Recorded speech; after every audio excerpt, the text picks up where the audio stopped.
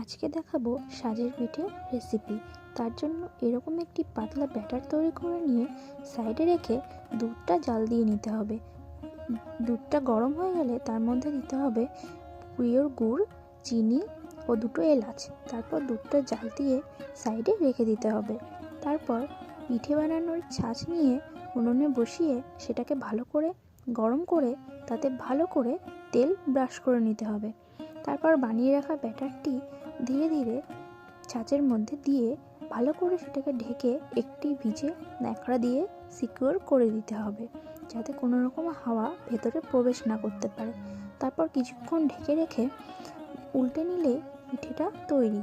তারপর এভাবে পিঠেগুলো বানিয়ে নিয়ে আগে থেকে তৈরি করা দুধের মিশ্রণটির মধ্যে একে একে দিয়ে দিতে হবে। এভাবে কিন্তু ওভারনাইট সোক করে রাখতে হবে, তাহলে এরকম টেস্টি পিঠে